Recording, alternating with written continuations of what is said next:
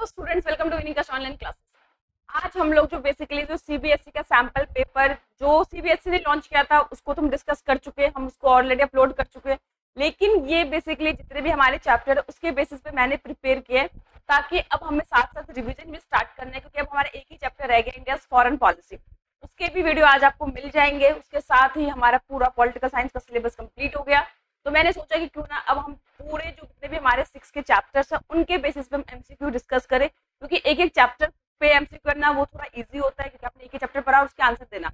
लेकिन जब 6 को एक साथ करेगा और ऐसे सैम्पल पेपर के आप कम से कम 5-10 कर लोगे प्रैक्टिस, एटलीस्ट कम से कम आपको 6-7 तो करने ही पड़ेंगे, तो जो आपका लेवल ऑफ कॉन्फिडेंस होगा बहुत ज्यादा ऊपर हो जाएगा और आपको खुद को इवैल्यूएट करना आ जाएगा कि 6 चैप्टर के एक साथ एमसीक्यू करने से, यानी कि 6 के 6 चैप्टर आप कितने ज्यादा क्लियर कर पा रहे हो। तो अभी तक हमने एक एक चैप्टर के एमसीक्यूज किए थे, अब बेसिकली आपको हर एक जो भी पूरा हमारा सिलेबस है उसके बेसिस पे जो एमसीक्यूज है वो हम डिस्कस करेंगे। साथ ही साथ मैंने कहा था विनिकस्ट ऐप पे जो कोर्स लॉन्च हो रहा है जिसके अंदर हम लोगों ने चैप्टर वाइज में कि 200-300 से एमसीक्यूज है।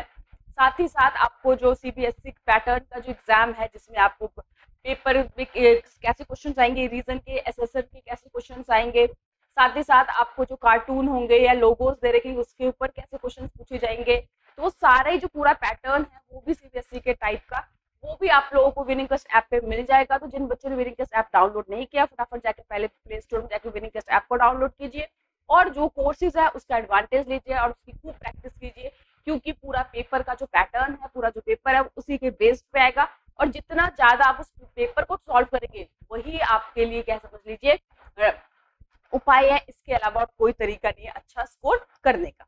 तो चलिए हम लोग स्टार्ट करते हैं। सैंपल पेपर जो है आपको पता है आपको टाइम मिलेंगे 90 मिनट, 40 नंबर का क्वेश्चन होगा। तो एक बच्चे ने क्वेश्चन भी किया था, खैर एक या बहुत बच्चों ने किया था कि मैम क्वेश्चन नंबर तो 50 है और हमारे जो मार्क्स है वो 40 है, तो क्या एक क्वेश्चन 1 मार्क्स का नहीं होगा? तो आपको बता दिया जाए कि सीबीएसई ने बता दिया कि अब एक क्वेश्चन जो वेटेज है वो 1 नंबर का नहीं 0.80 का है और आपको 50 क्वेश्चन करने के ऊपर आपके एग्जाम में 60 क्वेश्चन हो गए, यानी कि सेक्शन ए में 24 क्वेश्चन, सेक्शन बी में 24 क्वेश्चन 48 हुए और सेक्शन सी के अंदर 10 क्वेश्चन यानी कि 60 क्वेश्चन होंगे। बट आपको अटेम्प्ट जो करने हैं वो 50 करने हैं। सेक्शन ए के अंदर जो 24 है उसमें से 20 करना है, सेक्शन बी में जो 24 है उसमें से भी 20 करना है और सेक्शन सी के अंदर 12 क्वेश्चन में से आपको 10 करना है। तो यानी कि 10 क्वेश्चन को आप छोड़ सकते हो, आपको 50 ही क्वेश्चन करने हैं। बट हम जो कोशिश करेंगे कि ऐसी प्रैक्टिस करेंगे, ऐसा हम लोग प्रिपेयर अपने आप को कर लेंगे कि हमें 60 के 60 ही आता हो, सारे क्वेश्चन हमें आते हो।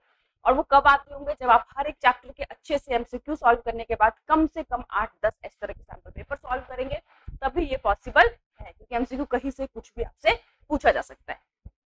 चलिए स्टार्ट करते हैं हम लोग भी। आप लोग साथ साथ पार्टिसिपेट कीजिएगा, थोड़ा मैं रुक रुक के आंसर बोलती हूँ ताकि आप लोग पहले कमेंट करके बता दें, क्योंकि खुद को आपको जानने का मौका मिल जाएगा कितने मतलब मान लीजिए यहाँ पे 50 क्वेश्चन है तो आपने कितने क्वेश्चन का आंसर सही दिया है, कितने चैप्टर्स आपके अच्छे से प्रिपेयर हो गए, किस चैप्टर का आंसर आप नहीं दे पा रहे हो, तो खुद को आप जज कर सकते हो और उस चैप्टर को दोबारा से आप फिर से रिवाइज कर सकते हो। तो पहला क्वेश्चन है कि national unity day celebrated on, कि नेशनल यूनिटी डे जो है वो कब सेलिब्रेट किया जाता है? तो यहाँ पे आपको देखना है कि इसमें कौन सा आंसर है। तो जब जिसने भी सरदार वल्लभ भाई पटेल जी का देखा होगा उसमें आपको समझ में आ गया कि राष्ट्रीय एकता दिवस हम कहते हैं क्या 2 अक्टूबर को, 31 अक्टूबर को, 16 दिसंबर को, नन। इसका आंसर क्या है? 31 अक्टूबर। नेक्स्ट है कि title of Hyderabad ruler, Hyderabad का जो रूलर होता था उसका टाइटल क्या होता था, क्या उसे कहा जाता था? क्या उसको सरदार का टाइटल दिया जाता था, क्या उसे निजाम का टाइटल, क्या उसको महाराजा का टाइटल, या सारे ही टाइटल उसको दिए जाते थे? तो आंसर है उसका कि जो हैदराबाद का रूलर होता था उसको क्या उनसे टाइटल बोलते थे? निजाम बोलते थे। पंचशील एग्रीमेंट जो है वो कब साइन हुआ था?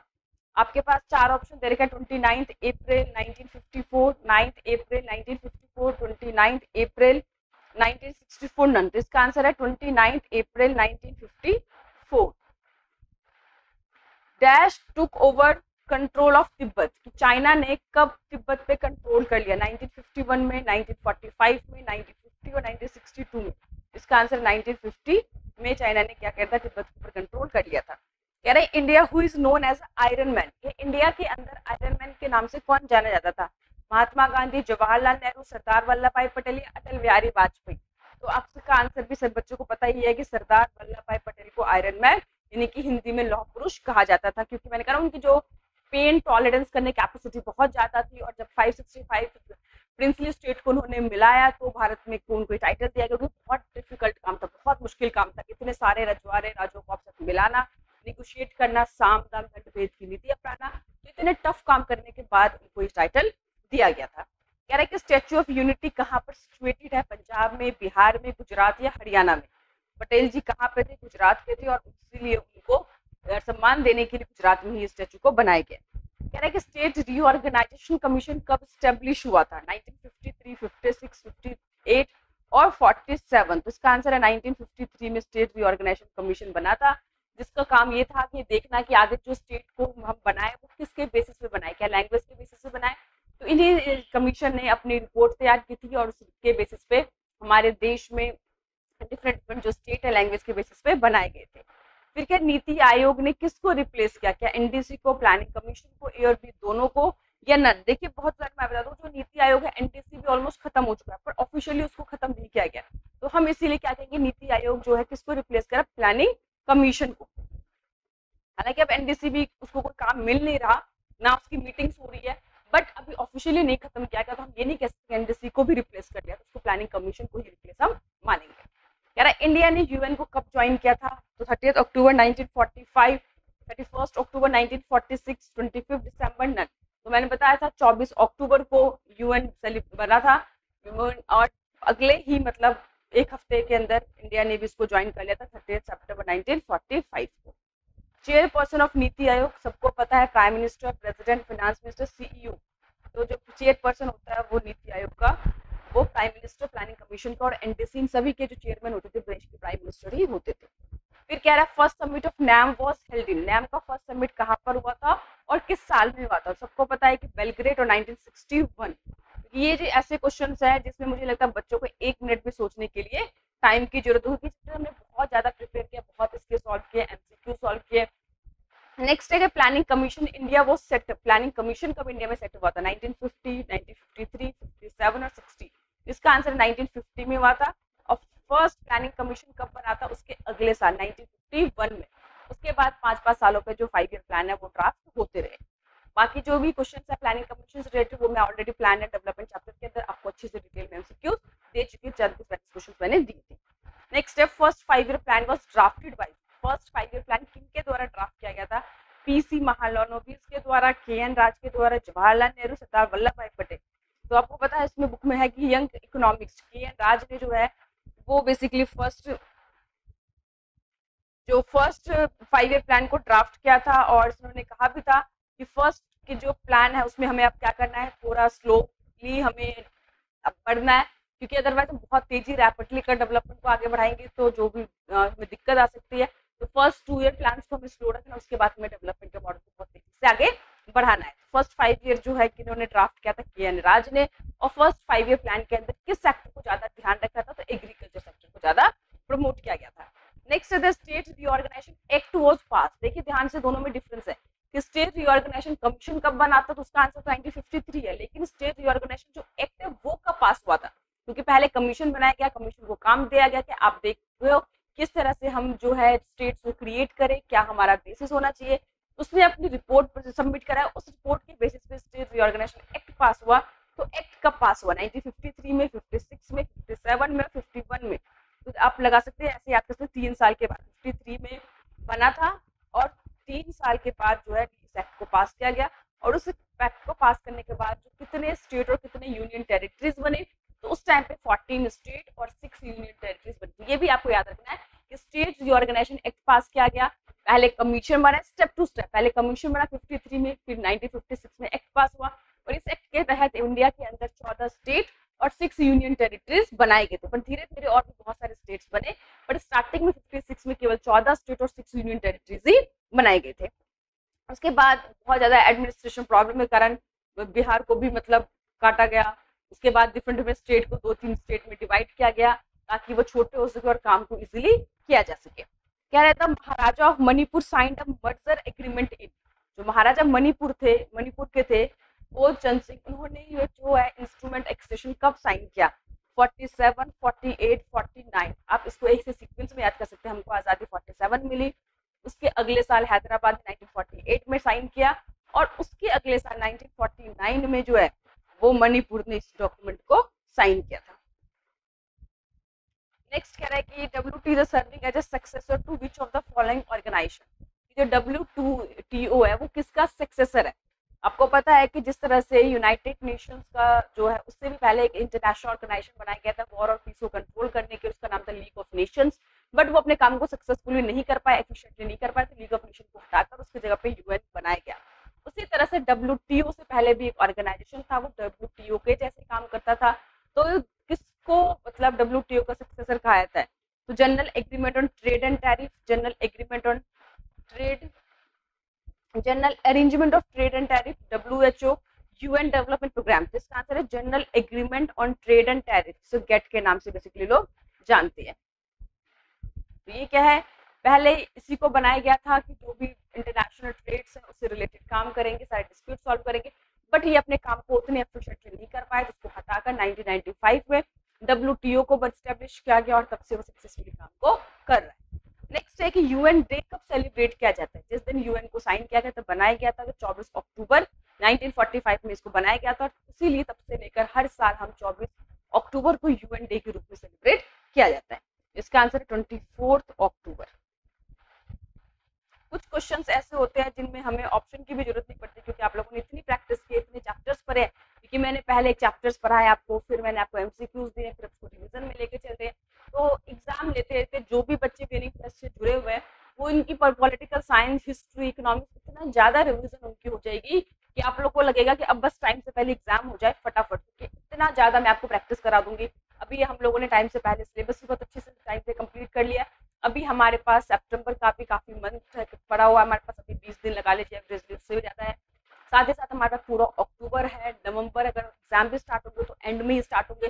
अभी आप लोगों के पास बहुत अच्छा टाइम है, लेकिन इस टाइम को वेस्ट नहीं करना कि ठीक है हमने जल्दी स्टार्टिंग पढ़ लिया और आगे के आने वाले टाइम को वेस्ट कर दे कि ठीक है अब धीरे हो जाए, ऐसा बिल्कुल भी नहीं करना। हमें और ज्यादा तेजी से पढ़ाई करना है, हमें और ज्यादा मेहनत करना है, क्योंकि इस बार मैंने कहा ना हर एक बच्चे, पिछले साल हमारा टारगेट था 95, इस बार हमारा 95 नहीं, इस बार हमारा 100% टारगेट है। हर बच्चा जो 40 आउट ऑफ 40 स्कोर करेगा, एटलीस्ट जो विनिंग क्वेस्ट पे जुड़ा हुआ है, उस यहाँ पे तो सारे बच्चों के आने ही चाहिए, क्योंकि हम लोग इतनी मेहनत कर रहे हैं, कोशिश कर रहे हैं, आप लोग उसको उस मेहनत से उसी तरीके से पढ़ेंगे, तो मुझे पूरी उम्मीद है कि आप लोगों को 40 आउट ऑफ 40 आने से कोई भी नहीं रोक सकता। लेकिन पढ़ाई का जो तरीका है वो आपको थोड़ा समझना पड़ेगा कि आपको पढ़ना कैसे है, और रिवीजन बार बार करनी है, बार बार सैंपल पेपर सॉल्व करना है। कम से कम आप लोग टारगेट बना लो, जैसे पोल साइंस का आप लोगों ने सिलेबस कंप्लीट कर लिया, तो कम से कम मुझे दिन पूरे हफ्ते में 2 पेपर तो सॉल्व करना ही है। आप चाहे संडे बना लो, वेडनेसडे बना लो, कोई भी 2 दिन चूज कर लो जहाँ पे आपको 90 मिनट लेना है, 1.5 घंटे का टाइम मिलेगा, और वो पेपर आप सॉल्व करोगे। कम से कम हफ्ते में 2 आप लगा के चलिए। स्टार्टिंग में हफ्ते में 1 का बना लेते हैं, फिर जैसे जैसे टाइम नजदीक आएगा तो हफ्ते में 2 करेंगे, क्योंकि हम लोग जितना पेपर सॉल्व करेंगे, जितने ज्यादा क्वेश्चन को हम सॉल्व करेंगे, जितने क्वेश्चन हमारे आंखों पे गुजरेंगे, उतनी ही ज्यादा हमारी रिविजन होती चली जाएगी। नेक्स्ट है कि इराक इन्वेडेड डैश इन अगस्त 1990 में। इराक ने किसके ऊपर इन्वेड किया था? क्या ईरान पे क्या था, कुवैत पे क्या था, अमेरिका पे क्या था, यूके पे क्या था? तो बच्चे मैंने पहले ही बताया था कि ईरान, बच्चे कंफ्यूजन में डाल देते क्योंकि लगता है ईरान इराक पास पास में, बट इसका आंसर क्या है? कुवैत पे इन्वेड किया था। नेक्स्ट है कि US launch dash against all suspected to the attack of 9/11। यूएस ने कौन सा ऑपरेशन लॉन्च किया था जो भी उसको सस्पेक्टेड थे या जिन पे संदेह था 9/11 अटैक में जिनको होने की संभावना है, जो भी टेररिस्ट में शामिल थे, उनके खिलाफ उन्होंने एक ऑपरेशन चलाया था। उस ऑपरेशन को बेसिकली किस नाम से जाना जाता है? क्या ऑपरेशन डेजर्ट स्टॉर्म के नाम से जाना जाता है? नहीं, ऑपरेशन डेजर्ट स्टॉर्म क्या है? फर्स्ट गल्फ वॉर, याद रखना आपको। फर्स्ट गल्फ वॉर में जो यूएन ने जिस ऑपरेशन को चलाया था, 34 नेशन मिलकर इराक के ऊपर अटैक किया था, उस ऑपरेशन को यूएन को कहा गया था ऑपरेशन डेजर्ट स्टॉर्म। यहाँ पे operation enduring freedom, operation Iraqi freedom, ये सारे ही ऑपरेशन, इसका आंसर है ऑपरेशन एंड्यूरिंग फ्रीडम। ये जितने भी टेररिस्ट थे 9/11 के, जिन पे होने की पॉसिबिलिटी थी, जिनमें किसी तरह कोई कनेक्शन होने की संभावना थी, उनके खिलाफ यूएस के द्वारा चलाया गया था। लेकिन ऑपरेशन डेजर्ट स्टॉर्म जो है वो यूएन के ऑपरेशन को कहा गया है। Dash become the general secretary of the Soviet union 1985 में यूएन जो सोवियत यूनियन के जनरल सेक्रेटरी कौन बने थे? Vladimir Lenin? नहीं, बिल्कुल नहीं। Joseph Stalin, Mikhail Gorbachev, Vladimir Putin. देखो आपको कम से कम 2 नाम तो हमेशा याद रखना है। व्लादिमीर लेनिन जिन्होंने रशियन रेवोल्यूशन को लीडरशिप किया था, फर्स्ट बेसिकली वो वहां पे बने थे, लीडर बने थे। उसके बाद मिखाइल गोर्बाचेव, ये इंपॉर्टेंट है क्योंकि ये लास्ट प्रेसिडेंट थे और इसके साथ ही यूएसएसआर डिसइंटीग्रेट हो गया था। करंट पूछे तो करंट तो आपको पता ही रशिया का कौन है प्रेसिडेंट, तो उसका आंसर है व्लादिमीर पुतिन। तो अभी फिलहाल उसने पूछा 1985 में जनरल सेक्रेटरी कौन बने थे, तो इसका आंसर है मिखाइल गोर्बाचेव। ये बहुत इंपॉर्टेंट है क्योंकि इनके द्वारा बहुत सारे रिफॉर्म्स भी किए गए थे, तो इसीलिए मिखाइल गोर्बाचेव तो आपको अच्छे से पढ़ना है और व्लादिमीर लेनिन, ये दो आपको अच्छे से आपको पता होना चाहिए इनके बारे में। तो सेक्शन बी, सेक्शन ए हमने सॉल्व कर लिया। टारगेट हमारा क्या है कि आधे आधे घंटे का रखेंगे, 3 सेक्शन में डिवाइडेड है, तो कोशिश हमारा यही होगा कि सेक्शन ए जो है हम आधे घंटे के अंदर कर ले, सेक्शन बी भी हम हाफ एन आवर के अंदर कर ले और सेक्शन सी भी हम आधे घंटे, थोड़ा थोड़ा 5 मिनट आप बचाने की कोशिश करना कि 5 मिनट 7 मिनट आपको रिविजन के लिए, क्योंकि एक बार हम जब क्वेश्चन करते हैं ऑप्शंस करते हैं तब तो हम कर लेते हैं, जब हम खुद से एक बार उसको दोबारा से हम रीड करते हैं तो बहुत सारी जो मिस्टेक होती है हम खुद ही ढूंढ लेते हैं। तो 5-7 मिनट कोशिश करना थोड़ा थोड़ा बचाने के टाइम, ताकि हम एक बार रिविजन जरूर कर सकें। तो चलिए कि dash was the leader of Russian revolution, Russian revolution का लीडर कौन था? Vladimir Lenin, Joseph Stalin, Mikhail Gorbachev के व्लादिमीर पुतिन, इसका आंसर है व्लादिमीर लेनिन। अब बोल्शेविक पार्टी जो है बेसिकली यही इनके फाउंडर भी थे। फिर कह रहा था ईस्टर्न अलायंस, जो ईस्टर्न अलायंस था उसे किस नाम से जाना जाता था? हमने कहा था ना वेस्टर्न अलायंस जो था अमेरिका, ईस्टर्न अलायंस जो है वो मतलब उन्होंने जो मिलिट्री अलायंस बनाई थी ईस्टर्न अलायंस, उसको किस नाम से? क्या नाटो, वार्सा पैक्ट, सीटो या सेंटो? तो नाटो तो वेस्टर्न अलायंस था, तो उसके जवाब में क्या बना था? Eastern alliance, Warsaw pact. Next कह रहा है कि India sign friendship treaty in, किसके साथ? यहाँ पे मिसिंग है, वो बताती हूँ, प्रिंटिंग है। India sign friendship treaty with USSR, USSR के साथ इंडिया ने फ्रेंडशिप ट्रीटी कब साइन किया था? तो इसका आंसर 1971, जब आपको पता है इंडिया पाकिस्तान का वॉर हुआ था और उसी टाइम पे हमें एक सुपर पावर की जरूरत थी, क्योंकि अमेरिका जो था वो पाकिस्तान के साथ मिल गया था, उसके ग्रुप में शामिल था, तो हमें भी एक ऐसे सुपर पावर की जरूरत थी। उस टाइम पे रशिया ने हमारी बहुत मदद करती थी, रशिया ने उस टाइम यूएसएसआर के नाम से जाना था। तो जैसे ही वॉर खत्म हुआ उसके बाद हमने 20 सालों के लिए यूएसएसआर के साथ फ्रेंडशिप ट्रीटी साइन की थी। तो इसका आंसर याद रखना, जब इंडिया पाकिस्तान वॉर हुआ था और बांग्लादेश इंडिपेंडेंट नेशन बना था, तब बेसिकली ये ट्रीटी साइन हुई थी। आप लोगों को लग रहा होगा कि मैम सीधा ही आंसर बता के क्यों नहीं आगे बढ़ जाती, क्यों टाइम मतलब इतना लगा रही है? बेटा मैं आपको चीज बता देखो, सिर्फ आप डेट याद रखोगे तो आप भूल जाओगे, लेकिन उसके पीछे की अगर स्टोरी याद रहेगी आपको, उसके साथ कुछ ना कुछ कनेक्शन याद रहेगा, तो आपको जरूर याद रखोगे। हम लोग भी जब पढ़ाई करते थे, कोई ना कोई कॉम्पिटिटिव एग्जाम्स की तैयारी करते थे, अब इतने डेट्स होते थे, इतने नाम होते थे, इतने सारे चीजें होती थी, तो हमें भी याद करने में कंफ्यूजन होती थी। तो हम क्या करते, किसी से रिलेट कर लेते थे। जैसे अगर 1971 में फ्रेंडशिप ट्रीटी साइन की थी, ये चीज याद रखना थोड़ा मुश्किल है, लेकिन सभी को पता है कि इंडिया पाकिस्तान के वॉर कब कब हुए थे, बांग्लादेश इंडिपेंडेंट देश कैसे बना, ये पढ़ाई से रिलेटेड नहीं, वैसे भी एक आम नागरिक होने के नाते हमको पता ही होता है। तो आप याद रखोगे, हाँ जब इंडिया पाकिस्तान का वॉर हुआ था, बांग्लादेश अलग देश बना था, तो उसी साल एक ट्रीटी साइन हुई थी यूएसएसआर के साथ, तो आपको याद रहेगा 1971 है। तो ऐसे याद करना क्या होगा, अब आपको जिंदगी में कभी नहीं भूलोगे, आपने क्या कर लिया, उसको किससे रिलेट कर लिया, और सिर्फ आप डेट रखते रहते हैं तो क्या होता है, हाँ ये है, तो बाय द टाइम क्या होता है कि अभी 2 दिन 4 दिन 10 दिन आपको याद रहेगा, लेकिन हो सकता है कि एग्जाम आते आते आपके दिमाग से निकल जाए, क्योंकि बहुत डेट्स है, कितने डेट्स याद रखना है।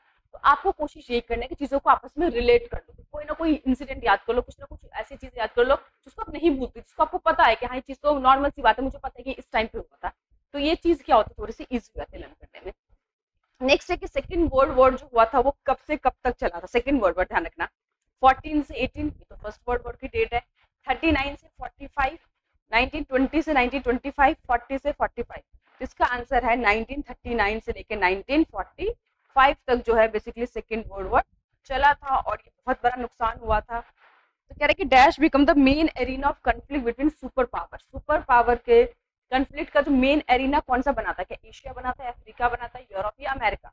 इसका आंसर है यूरोप, क्योंकि यूरोप में सबसे पहले जो है ग्रुपिज्म स्टार्ट हुआ था, ईस्ट यूरोप और यूरोप और वेस्ट ग्रुप में 2 भागों में डिवाइडेड हो गए थे। धीरे धीरे फिर वो लड़ाई जो है वो ग्रुपिज्म है वो एशिया तक भी फैला था, दूसरे कॉन्टिनेंट तक फैले थे, लेकिन सबसे पहले जो ग्रुपिज्म या फिर कंफ्लिक्ट का दौर स्टार्ट हुआ था वो कहाँ से हुआ था? यूरोप से ही स्टार्ट हुआ था। नेक्स्ट क्वेश्चन है कि which among the following statement the cold war is wrong, cold war के बारे में कौन सी स्टेटमेंट गलत है? It was competition between the US and Soviet union and their respective alliance, ये क्या कॉम्पिटिशन था यूएस और यूएसएसआर उनके अलायंस के बीच में? बिल्कुल था। ये आइडियोलॉजिकल वॉर था बिटवीन द सुपर पावर, बिल्कुल ही विचारधारा की लड़ाई थी। It triggered the arm race और the US and USSR engaged in direct wait, तो उसमें था ना कि आर्म रेस यानी हथियारों की जो कॉम्पिटिशन था बहुत ज्यादा बढ़ गया था। कोल्ड वॉर में हमने देखा कि बढ़ा था, इसीलिए बाद में उनको वेपन्स को कंट्रोल करने के लिए बहुत सारे ट्रीटी भी साइन की थी सुपर पावर के द्वारा। नेक्स्ट है US and USSR engaged in direct war, ये गलत है, कभी भी वो डायरेक्ट वॉर में इन्वॉल्व नहीं हुए थे। हालांकि माहौल बहुत बार बना था, ये लग रहा था देश को कि अब वॉर हो जाएगा, बट दोनों ही देश समझते थे अपने अपने पावर को, अपने दुश्मन के पावर को, और इसीलिए कभी डायरेक्ट वॉर में एंगेज नहीं हुए। Which among the following statement describe the nature of Soviet economy is wrong, इसमें से कौन सा जो स्टेटमेंट है सोवियत इकोनॉमी के बारे में गलत है? कि socialism was a dominant ideology, बिल्कुल सही है, क्योंकि लड़ाई विचारधारा की थी।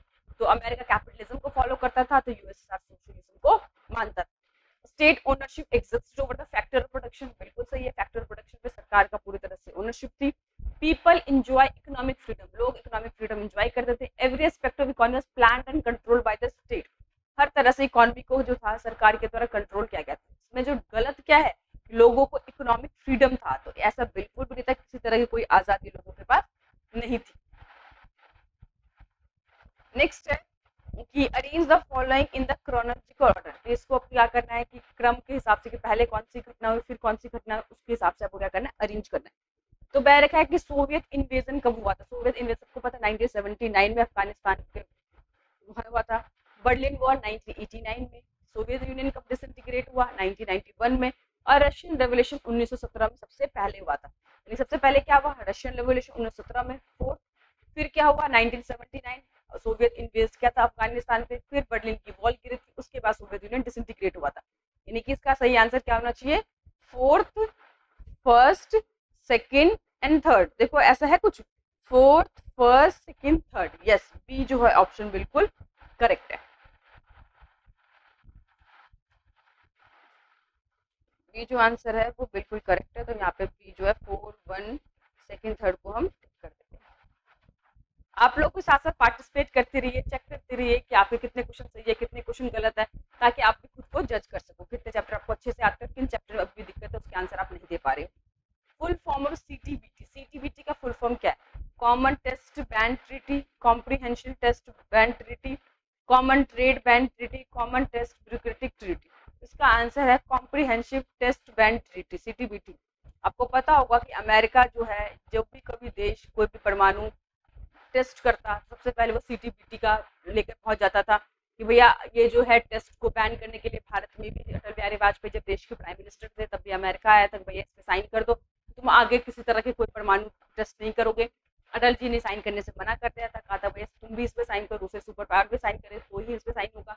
तो अमेरिका पता है कि भारत साइन कर सकता है, लेकिन अमेरिका जैसे सुपर पावर, उसको बोलने की हिम्मत भी कैसी है इंडिया को, तुम भी साइन करो, और वो काफी बौखला गया था, हमारे रिलेशन भी थोड़े ठीक नहीं हुए थे। तो अटल बिहारी वाजपेयी ने काफी एक बोल्ड डिसीजन लिया था, उन्होंने पूरी तरह से मना कर दिया था कि वो इस तरह के जो भी ट्रीटी है, जो भी मतलब एक एग्रीमेंट है, वो किसी तरह को साइन नहीं करेंगे। तो सीटीबीटी आपको एक टेस्ट बैंड ट्रीटी था। नेक्स्ट है इंडिया ने फर्स्ट न्यूक्लियर टेस्ट कब सक्सेसफुली कंडक्ट किया, 1947 में, बिल्कुल नहीं 1965 में। हालांकि जवाहरलाल नेहरू जी ही बहुत टाइम से कोशिश कर रहे थे, बट उनको सक्सेस नहीं मिल पाएगी। जो सक्सेस हुई कब हुई, जब श्रीमती इंदिरा गांधी देश की प्राइम मिनिस्टर बनी, तब पहली बार उन्होंने सक्सेस किया था। आंसर है 1974 में।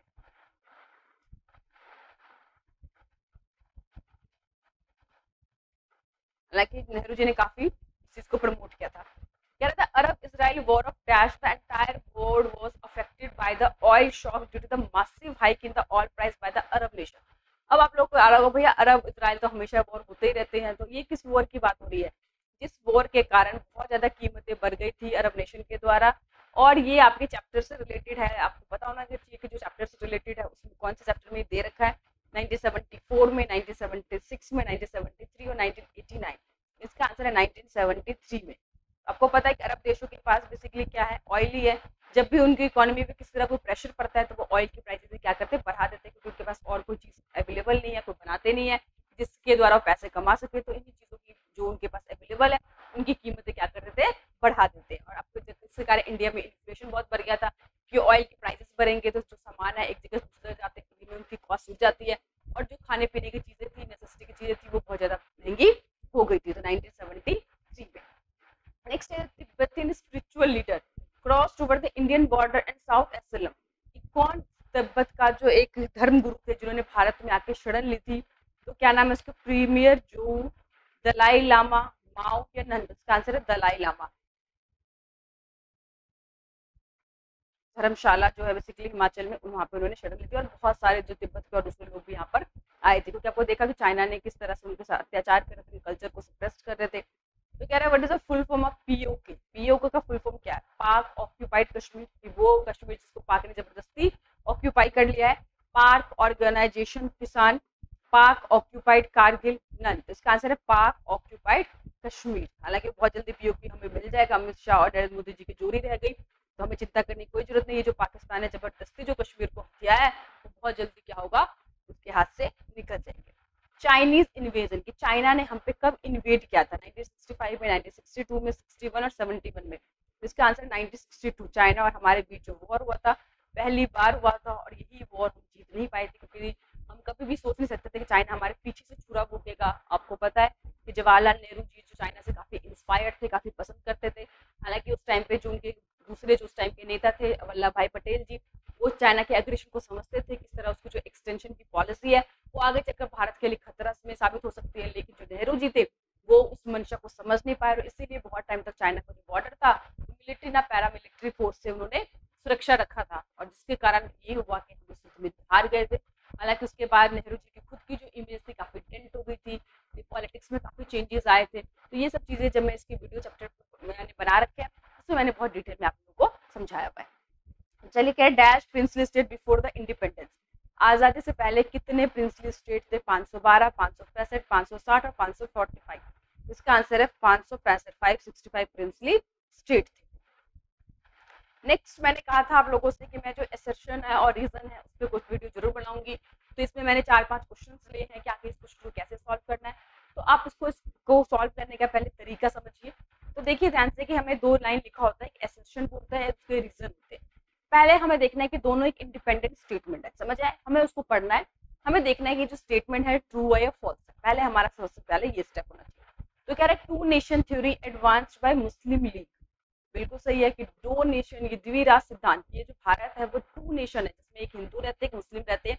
तो टू नेशन थ्योरी किसके द्वारा लाया गया था? स्टार्टिंग मुस्लिम लीग के द्वारा। तो ये स्टेटमेंट तो बिल्कुल करेक्ट है, इसमें कोई डाउट नहीं है, क्योंकि हम चैप्टर अच्छे से पढ़ा हुआ है। फिर अब इसमें दे रखा दूसरा स्टेटमेंट, अभी हम एसर्शन रीजन को नहीं देखना, सिर्फ हम स्टेटमेंट को रीड करें। कह रहे there was no single belt of Muslim majority.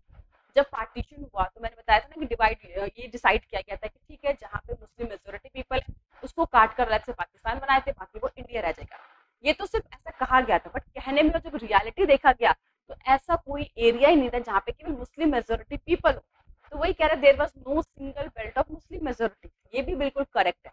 तो असर्शन भी करेक्ट है, रीजन भी करेक्ट है। अब हमारा सेकंड स्टेप पे आते हैं। क्या ये जो असर्शन दे रखा है, क्या उसका एक्सप्लेनेशन, क्या उसका रीजन है दूसरा लाइन? बिल्कुल नहीं, क्योंकि इससे कोई कनेक्शन ही नहीं मिलता। समझ में आया कि two nation theory Muslim League के द्वारा लाया गया था, और भैया कोई ऐसा जगह ही नहीं था जहाँ पे मुस्लिम मेजोरिटी पीपल थी। तो दोनों स्टेटमेंट तो ठीक है, बट आपस में कोई रीजन है, कोई कनेक्शन है, इसको एक्सप्लेन कर रहा है ये चीज। तो इसमें कौन सा ऑप्शन सही होगा? अब हम ऊपर देखते हैं। कह रहा है बोथ द असर्शन और रीजन आर ट्रू। ठीक है, ये तो यहाँ तक समझ आ गया, but reason is correct. Reason बिल्कुल करेक्ट नहीं है। both the assertion and reason are true but the reason is not the correct। तो ये समझ में आ रहा है कि हाँ, assertion और ये जो है वो दोनों तो सही है, बट रीजन जो है वो बिल्कुल भी इसका नहीं है। ये assertion करेक्ट है और रीजन फॉल्स है, ये भी नहीं है, क्योंकि दोनों ही करेक्ट है हमारे। इसमें कह रहे हैं assertion फॉल्स है और रीजन ट्रू है। तो हमारा क्या है कि दोनों सही तो है, लेकिन जो रीजन है वो assertion का एक्सप्लेनेशन नहीं है, उसके वो कारण नहीं है, उसके रिलेटेड नहीं है। हमारा जो सही ऑप्शन हुआ उसका बी, कि both the assertion and the reason are true and the reason is not a correct। Next है कि assertion और reason फिर से पढ़ते हैं। कह रहा है कि NITI Aayog is a think tank of union government. बिल्कुल सही है, जब भी आप नीति आयोग पढ़ते हो तो नीति आयोग के बारे में लिखा होता है भैया ये क्या थिंक टैंक है, यूनियन गवर्नमेंट की तरह से प्रोवाइड करते हैं कैसे काम करना है क्या है। और दूसरा दे रखा है रीजन में, हम रीजन नहीं देखेंगे, assertion नहीं देखेंगे, तो पहले स्टेटमेंट देखेंगे। तो पहला स्टेटमेंट तो बिल्कुल करेक्ट है, NITI Aayog is a constitutional body. ये गलत लग रहा है, क्यों? क्योंकि प्लानिंग कमिश्नर भी नॉन कॉन्स्टिट्यूशनल बॉडी था और ये भी नॉन कॉन्स्टिट्यूशनल बॉडी है, यानी कॉन्स्टिट्यूशन के अंदर ऐसा कुछ भी नहीं लिखा गया है। तो पहला जो है वो तो ठीक है, लेकिन जो रीजन का जो दूसरा स्टेटमेंट है वो फॉल्स है। तो अब हम देखते हैं कि इसमें कौन सा ऑप्शन सही है, कि both the assertion reason are true. पहला ही गलत है, दोनों तो स्टेटमेंट करेक्ट नहीं है। दूसरा कह रहा है both the assertion reason are true but reason is not the correct. तो बी भी इसका ऑप्शन नहीं, क्योंकि कह रहा है कि दोनों स्टेटमेंट जो करेक्ट है। दोनों स्टेटमेंट तो करेक्ट नहीं है, क्योंकि रीजन वाला जो स्टेटमेंट है वो तो बिल्कुल ही गलत है, नॉन कॉन्स्टिट्यूशनल बॉडी है नीति आयोग। तीसरा कह रहा है कि जो असर्शन है वो तो करेक्ट है बट रीजन इज फॉल्स। समझ में है कि असर्शन वाला स्टेटमेंट ठीक है, लेकिन जो रीजन वाला जो स्टेटमेंट है वो गलत है। तो ये लग रहा है कि हाँ ये तो सही बोल रहा है कि भैया असर्शन ठीक है कि ये जो है NITI Aayog think tank of union government है, लेकिन जो दूसरा स्टेटमेंट नीति आयोग कॉन्स्टिट्यूशनल है वो फॉल्स है। दूसरा कह रहे हैं असर्शन फॉल्स है, रीजन ट्रू है। तो जो सी ऑप्शन है वो इसका करेक्ट आंसर होगा। नेक्स्ट असर्शन और रीजन पे आते हैं कि यूएसएसआर डिसइंटीग्रेशन इन 1991। ये बिल्कुल ठीक है कि यूएसएसआर जो है 1990 में डिसइंटीग्रेट हो गया, उसका विघटन हो गया। अब दूसरा स्टेटमेंट पढ़ते हैं कि Soviet economy use much of its resources in maintaining a nuclear and military arrangement. अब देखो ये भी सही लग रहा है, क्योंकि जो यूएसएसआर ने अपने बहुत सारे जो रिसोर्सेज थे वो न्यूक्लियर पे, अपने आर्मी पे, इन सब चीजों पे बहुत वेस्ट किया था। अब हम देखते हैं कि क्या आपस में कुछ कनेक्शन बन रहा है। फर्स्ट का यूएसएसआर 1991 में डिसइंटीग्रेट हो गए क्योंकि उसने अपने रिसोर्सेज को बहुत ज्यादा वेपन्स को बनाने में, युद्ध लड़ने में, इन सब चीजों में वेस्ट किया और इसीलिए यूएसएसआर 1991 में डिसइंटीग्रेट हो गया। हाँ ये इसका रीजन है। जब हम पढ़ते हैं ना कि why did Soviet union disintegrated, तो इसमें ये एक पॉइंट आता है कि ये भी एक one of the best reason है, अच्छा रीजन है जिसके कारण यूएसएसआर डिसइंटीग्रेट हो गया। तो यहाँ पे क्या लग रहा है, दोनों स्टेटमेंट भी करेक्ट है और जो असर्शन है उसको एक्सप्लेन भी कराएगा, उसके रीजन भी यही है। तो इसमें हमारा कौन सा हुआ कि both the assertion and reason are true but reason is correct. भैया दोनों स्टेटमेंट भी सही है और रीजन जो है वो भी करेक्ट है, इसी कारण से यूएसएसआर डिसइंटीग्रेट हुआ। केवल यही नहीं पर ये भी एक बहुत इंपॉर्टेंट कारण है। इसका आंसर क्या हुआ, A, both the assertion and reason are true and reason भी इसका बिल्कुल करेक्ट है। तो मैंने डिफरेंट टाइप के इसीलिए लिए। पहले हमने देखा कि हमारा क्या था ऑप्शन में कि रीजन और दोनों ही करेक्ट थे बट उसका जो रीजन था वो करेक्ट नहीं था। फिर हमने देखा कि एक गलत है, दूसरा सही है स्टेटमेंट। तीसरे हमने क्या देखा, दोनों ही करेक्ट है और उसके एक रीजन भी है। तो इसलिए मैंने आपको असर्शन रीजन के डिफरेंट टाइप के समझाए ताकि आपको समझ में आ जाए किस टाइप के क्वेश्चन को आपको कैसे सॉल्व करना है। नेक्स्ट कह रहा है कि असर्शन क्या कह रहा है कि इन अगस्त, ध्यान से देखना, कि अगस्त 1990 में इराक ने इन्वेड किया कुवैत पे। बिल्कुल सही है, जब आपने पढ़ा था फर्स्ट गल्फ वॉर। फिर यूनाइटेड नेशन ने एक मैंडेट जारी किया था कि भैया अब तो कुवैत को फोर्स के द्वारा यानी कि आर्मी के द्वारा आजाद कराया जाएगा। क्योंकि हमने देखा था कि पहले कुवैत के जब इराक ने इन्वेड किया तो उसको इराक को समझाने की कोशिश की गई थी। इवन अमेरिका ने भी उसको समझाया था कि अपना एग्रेशन छोड़ दे, इस तरह से आप क्या कर सकते, दूसरे देश को हथिया नहीं सकते, उसके बॉर्डर पे आप घुसपैठ नहीं कर सकते। लेकिन इराक जो अपना एग्रेशन जब तोड़ने को तैयार नहीं हुआ, छोड़ने को तैयार नहीं हुआ, तो अब यूएन को क्या करना पड़ेगा, मैंडेट जारी करना पड़ेगा। अब तो भैया तुम नहीं पैर से मान रहे तो हमें क्या करना पड़ेगा, हथियार उठाने पड़ेंगे, अपनी आर्मी भेजनी पड़ेगी और आप आर्मी के द्वारा, फोर्स के द्वारा तुम्हें क्या करो, कुवैत को आजाद कराया जाएगा। तो अब यहाँ पे देखो दोनों स्टेटमेंट तो बिल्कुल करेक्ट है, ये तो समझ में आ रहा है।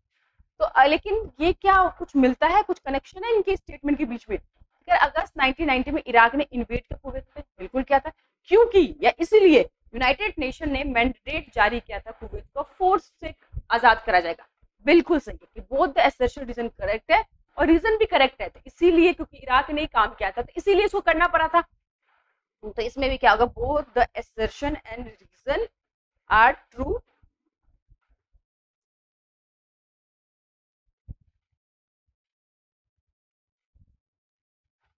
नेक्स्ट आते हैं, dash is a present UN secretary. UN के अभी जो यूएन के अंदर प्रेजेंट सेक्रेटरी कौन है, कोफी अन्नान है, हांट है, बान की मूल है, ये एंटोनियो गुटेरस है। इसका आंसर है एंटोनियो गुटेरस। प्रेजेंट वाला तो अच्छे से कर ही लेना। और फिर भी मैंने कहा था कि साथ ही साथ जो इम्पोर्टेंट हमारे जनरल सेक्रेटरी जनरल है, जिसमें मैंने कहा था कॉफी अन्नान क्योंकि नोबेल पीस पुरस्कार मिला था, यूथ हांट जिन्होंने क्यूबा मिसाइल क्राइसिस में इंपॉर्टेंट रोल प्ले किया था। तो इनके बारे में आपको थोड़ा थोड़ा पढ़ना इंपॉर्टेंट है। अब सेक्शन सी में हमने कहा था कि 10 क्वेश्चन होंगे जिसमें आपके बेसिकली क्या होते हैं, 2 पैराग्राफ होंगे और साथ ही साथ कुछ आपके जो कार्टून बेस्ड क्वेश्चंस होंगे या आपको बेसिकली लोगोस दे देंगे, उनके ऊपर भी क्वेश्चंस आपसे पूछा जा सकता है। तो सेक्शन सी में आपको पहले क्या करना है, अच्छे से पैराग्राफ पढ़ना, पर ये मत सोचना कि उस पैराग्राफ में ही आंसर होगा। बेसिकली आपको चैप्टर समझ पा देंगे, चैप्टर से रिलेटेड है और उसके बाद आपसे कुछ भी चैप्टर से रिलेटेड पूछा जा सकता है। तो ये दे रखा है कि Hyderabad was the last princely state, उसके रूलर का टाइटल निजाम होता था, वो एक इंडिपेंडेंट स्टेट जाता था हैदराबाद का। और इसीलिए वो पता है आपको इंस्ट्रूमेंट ऑफ एक्सेशन साइन नहीं कर रहा था, स्टैंड स्टिल पे रख दिया इंडिया के साथ 1 साल के लिए।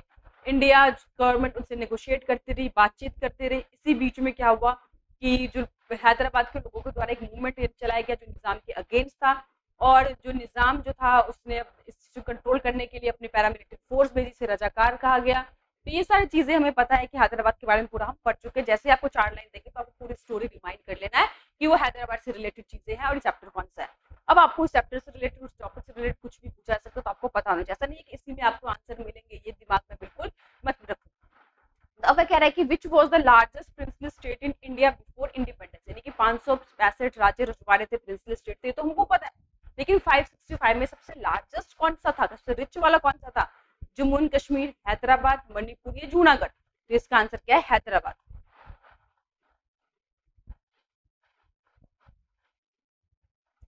पूछ रहा है कि निजाम के जो पैरामिलिट्री फोर्स थे उनको क्या बोला जाता था? क्या उनको नाइट्स बोलते थे, क्या उनको रजाकार बोलते थे, क्या उनको आर्मी बोलते थे, या नन?